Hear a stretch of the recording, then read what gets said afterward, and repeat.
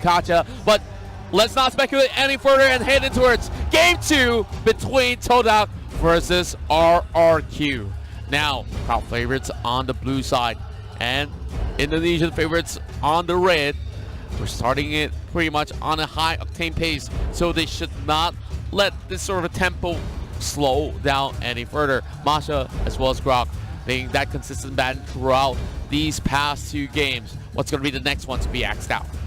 Well, Todak, they decided to take out Masha. They don't want to first pick that, so Export might be on the chopping block. We'll see if Todak go for it. I would expect Todak to leave Export open so that they can first pick it. There we go. They ban out the Kufra. So for RRQ, they won't have the Kufra pick for when their pick phase comes because it's 2 heroes. But for Todak, they might secure themselves the Export opening if RRQ decides to leave that open. The Kaja was banned out in Game 1. We've seen a high loss ban in that second ban phase by Todak in the previous game as well. I don't think that they should ban away that high loss. They can pick it for themselves right here, right now. Or even better yet, secure high priority picks like the Export, which definitely is a better choice to actually play than that die rough. So they're definitely spoke for choice right here. It's either they go for that sort of fighter on the side lanes, or even secure some high priority mage. And Harif still being left out in the open is definitely one great choice. Same goes to Esmeralda as well. But we can slowly go down the list as well, because we usually see all these teams locking on the tanks first. So if they want the high loss, they could go ahead and do so. Hellcut banned out. RRQ, they jumped on the opportunity. Masha taken out. Masha was banned by RRQ because they had to dedicate resources to the Export, but Masha banned out by Todak in this game. RRQ, they banned out the Hellcut. This will force Todak to possibly play RRQ's game, which RRQ is already comfortable with. Kaja will be the first pick. Export still left open. We are RRQ, Viva RRQ fans, all on the top side, just waving their flags all over the stadium. Now, of course, mentioning about that sort of a draft right here, Kaja being the very first pick, of course, it's going to be pretty tough to actually deal with this. So I'm looking at the rest of the members of RRQ slowly thinking, how exactly do they want to negate getting Divine Judgment away in that sort of sense? Well, we've seen, I believe, Evo's Legends, when they went up against 10S Gaming Plus, they actually was it 10S Gaming Plus? No, not 10S Gaming Plus. I believe there was a game where there was a Kaja present in Group D, and Evo's Legends went 4 Purify. 4 Purifies. Yeah, 4 Purify. Well, they could get even more pure than that with 5 if they really want to. But now, heading in towards that 2 picks here, we see both the Akai as well as Export being taken up as well. So that's definitely a good hit start for the side of RRQ. I did thought that the side of Todak would have secured that Export in that sort of sense, but these definitely start off with at least a very solid Kaja in that sort of sense. Yep, and for the Export, I think because Todak, they're now focusing on the Kaja pick, right? Due to the fact that this Kaja will allow RRQ, Todak, excuse me, to pick off the members of RRQ. We've seen RRQ take all these big engages, and Todak, they want to stop that. So with that Kaja pick, they can kind of fall away from possibly focusing just on split push, but also catching RRQ if RRQ decides to group up. The Thamus and the Lunox will be the choice for Todak and RRQ. They will lock in the Kimi. Kimi here, finally being brought in once again. While I do like that Moon is currently eyeing to pick up that Lunox in that sort of sense, because there's a couple of times that we see that Lunox really popped off really hard. Now, heading into phase number 2, they have about 30 seconds right here, and I'm looking at marksman options, and Granger is currently my favorite marksman with really great high win rate ratios. Yeah, we actually didn't see much Granger yesterday in Group D. I believe the only team that played Granger was Vote from Russia. And after that, it was just the carry show. 10S Gaming Plus, the only marksman that they picked was Bruno. That did not work out. But other than that, Granger kind of fell off the radar, Todak will make sure that that this hero is, remember, they ban out the Granger and RRQ, instant ban on the Chang'e. As if they actually took our advice, but it's going to be the Hayabusa heading in towards the 4th pick. Now, the reason why I actually raised my voice is because this is definitely that high risk, high reward gameplay that RRQ definitely likes, but then again, a lot of it is calculated risk. So I'm really excited to see how they're just going to be using those OG shadow kills as well as all these shadows to actually hop around just to pull a little bit of that sort of the mental warfare against the side of Todak. And I like the Hayabusa pick for another reason, because it can be a choice for Todak to replace that Hellcat if you want to go for the split push. So RRQ, they are not just picking the comfort pick, they're denying Todak from going for, from being in their comfort zone. They're trying to push Todak as far as they can towards the edge, but Todak sticking to their guns. They lock in Lolita and the Cho. Lolita Cho for the very final pick right here. And I do like the fact that there is a little bit more of that breathing space for Todak this time around, skilling a whole lot better in that sort of sense. When they could definitely go in with a pickup with the Way of the Dragon as well, but RQ here, I do like how they responded.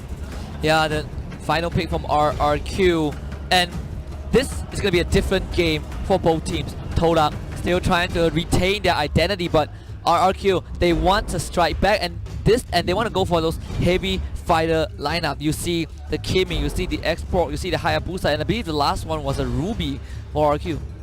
Onyx did show that, but we'll keep that for now because Game 2 between Todak and RRQ is underway.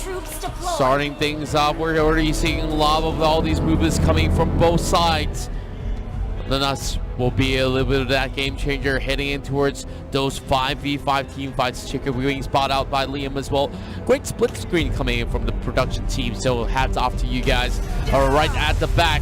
Well, Ben as well as I'm Diago managed to go in for the very first clear over on mid side. Immediately hops in towards their territory to get a little bit more extra goal. Yeah, it's impossible to match the push of Xbox plus Kimi. Flamethrower plus Gatling gun, and way too fast to deal with.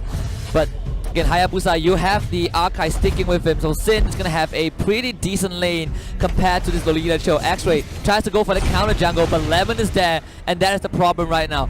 Todak, they can't stick to the same exact playstyle because RRQ, they are pressuring this solo lanes. They're not even caring about the middle lane. Middle lane was left wide alone because they want to make sure Todak cannot split push. Yeah, for the side of Todak here, they're also trying to actually go in for a couple of those steals, but to no avail for Todak. They're slowly just roaming around like headless chickens. They're not really securing all too much, while we're looking at a little bit of that goal, of course, laying towards RRQ, but it's too small to even call it elite for the time being. While Liam being a really good scout here across that river, just slowly moving in and out. Same goes to Nanas as well. Well, Chiku slowly getting that boots here for a little bit of that roaming potential as we see Finn already on the move as well. And I like what RRQ is doing. They're playing this 1-2-2. They make sure that this solo laner can deal with damage, while the other two duos walk around, create havoc across the map. But X-Ray, he's the first to hit level 4. Lemon getting jumped on, trying to get away, does get the stun out, and he dashes to safety. X-Ray not able to convert that into a kill. Well, X-Ray still a little bit far from that sort of scenario to actually secure themselves that first blood. But Finn here might just be taken down in the 1 versus 3 skirmish. Now Firaga armor has just been popped, so Vin's got to be a little bit more careful than he was before. That's going to be the turtle coming up online, and now Lemon looking for that engage. Flicker coming out from the nuts, and that, well, of course, going to correct myself. Flicker coming from the side of RRQ's side, and they are now in pole position to actually secure this turtle. Lemon got away, but the Divine Judgment will find Liam. Hurricane Dash will keep you alive for a bit longer, but his first blood for Todak, and now Ben counting with the last stand. He has to immediately retreat. The Dominion Blast actually got cancelled. Nernas, he messed that up, but it's fine because he just has to re-engage. Ben trying to get away with the Flamethrower to keep himself alive, and Todak, they will now secure turtle. I just love how they are playing this one with a solid way of just hitting it in towards that jungle to invade. E1 now, of course, taking a little bit too much of that overstep, and they will have to fall back. Let's have a look into the replay, brought to you by U-Mobile. And Liam was definitely caught off guard with that perfect Divine Judgment pulling him all the way back into his team. Yeah, props to E1. He was 0.5 seconds faster on the trigger finger. He caught Liam mid through that 1,000-pounder and he just dragged him back to the rest of Todak. So Todak getting the first blood and the turtle. Great start for them. They're still able to apply pressure to the side lanes, sticking to their identity. This is what I like about Todak. They're not going to change anything just because it failed, because Moon will get that second kill. Well, of course, the Ruby hasn't really come up online all too well, but Sin's not going to be making him move any further. Wow, what a beautiful hurricane dance that was, and that kill will be channeled in towards the side of the Hayabusa. Immediately Todak, whatever time they can find, they sacrifice a body for a turret. Perfect, the flicker right in. Chiku found the way of the dragon. Liam goes down, one killing spree, and he will find another one. Double kill for this Lunox. Todak, they lead by 4. As they go on the killing spree, we can hear the crowd go frenzy, and now OG channel kill. We play for 1. Let's get back into the game. We're seeing a little bit of fight, but of course, there was a great kill heading in towards the mid as we hear an unstoppable force coming in for RRQ. Who needs the replay when the live action is just absolutely bonkers? Lunox less than 5 minutes in, 6-0-0. Absolutely monstrous. It's going to be a really big threat to RRQ, and Todak flipping the script around. Maybe they've woken up. I've talked about that Wonder Kid food, Turtle and now soon. he is coming up online and showing what he's made up here. He's going for a chase as well. Divine E1 trying to Judgment? land that Divine Judgment a little bit way too far, my friend, as we'll be taken back for a little bit for now. Now, of course, so safe for us to actually have a look into what's going on there as Liam gets pulled back. Well, Nanas is on the other corner as well, but Liam has already flickered away, and Bin will not commit, as we'll see one more kill in the hands of Todak. Todak absolutely massacring RRQ in game 2. The Kaja priority, perfect. All they needed was the Divine Judgment. RRQ, they are eyeing on this second turtle. Sin waiting in the wings. Vin being distraction, but E1 goes on scouting duty. Sin? Goes in, kills the turtle, and he gets out. Rex Waco Keon sneaking this one in, and wow, we talk about ninjas, and this one literally did his duty.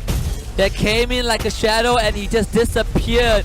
RRQ with that turtle will be able to stall out the lead from Todak. We talk about Todak, 7 kills to 2. You can look at the goal graph though. RRQ, they're pushing back, they're retaliating. Luminum Blast is out, but immediately flicker from Lemon to get out. Well, Luminum Blast was well timed, but that's going to force a lot of all the spells going on their cooldown. But what we have for the Bottom Light will be Liam trying to actually pin them on the wall, but X-Ray should be well enough healthy to actually take the lights from Lemon. But here comes the rest of Todak as well, crashing over the side of Finn as they try to commit to this fight. A little bit of overstep here, and X-Ray was first one to be taken off. Or up Bay Pop as well, and then us caught in between, forced to flicker away, and here comes Sin as well from the back. They're all in the disarray as they have Chico way on the dragon, and he enters this battle here as they will flicker away. But here comes Sin, the shadow kill as well. RRQ takes them off. Sin! The team wipe for RRQ.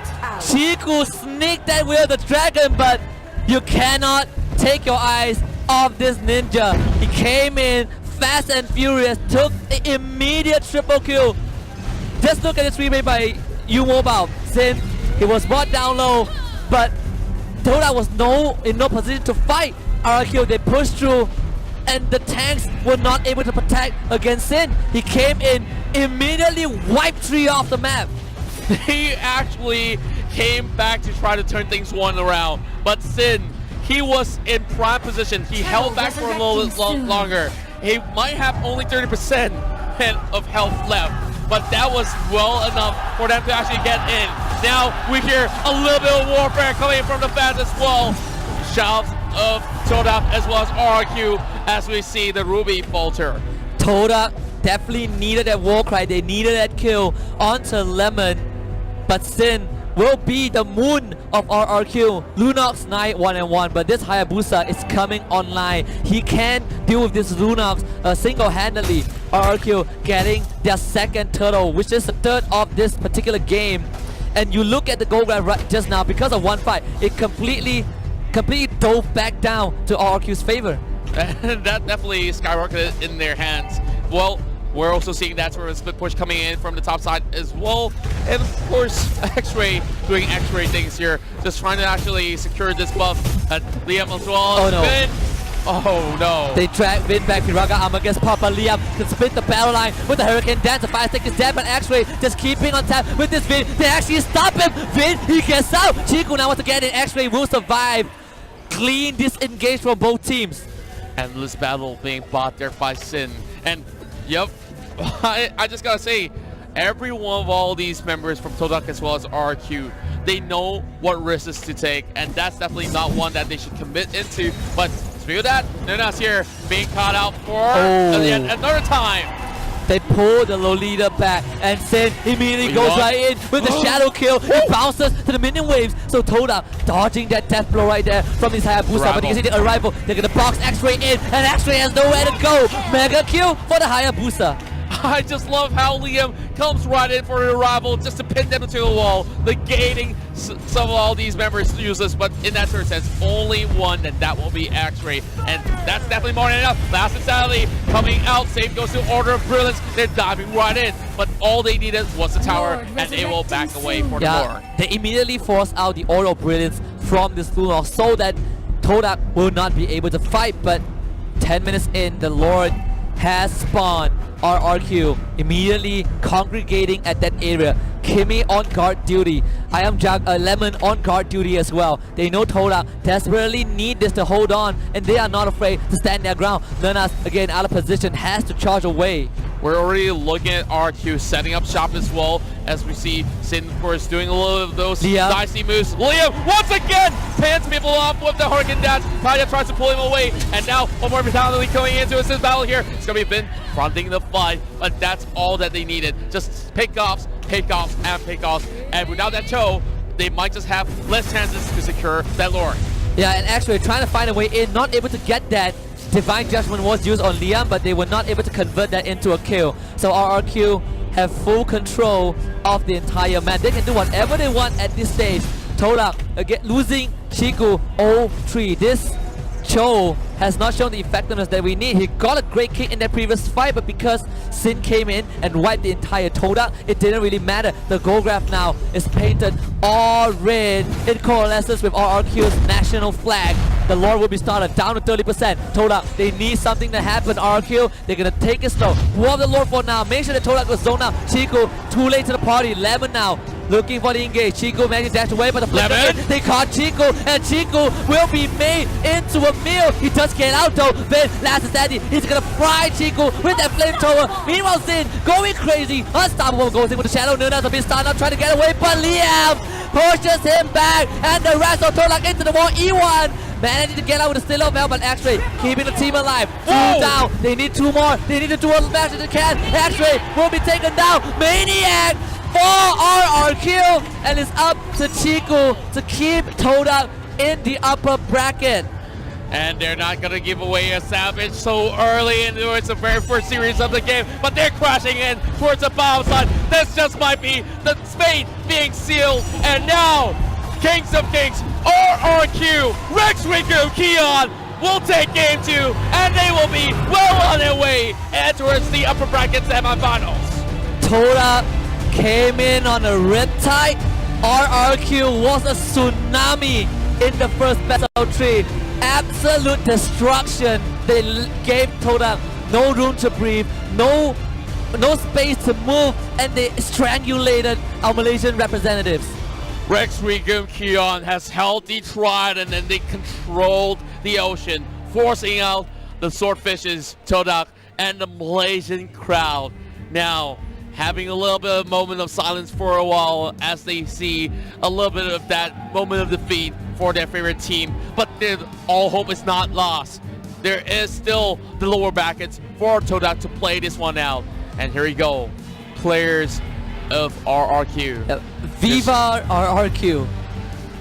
Well, a little bit of showing of sportsmanship as we are seeing both sides having great chances still to try to have to face off against Todak. And there we go, the stats from that first series. It was undoubtedly Sin again. First game MVP on the carry, second game MVP on that Hayabusa. And I did point out this Hayabusa pick, you have to watch out because you cannot play that 1-3-1 anymore. This Hayabusa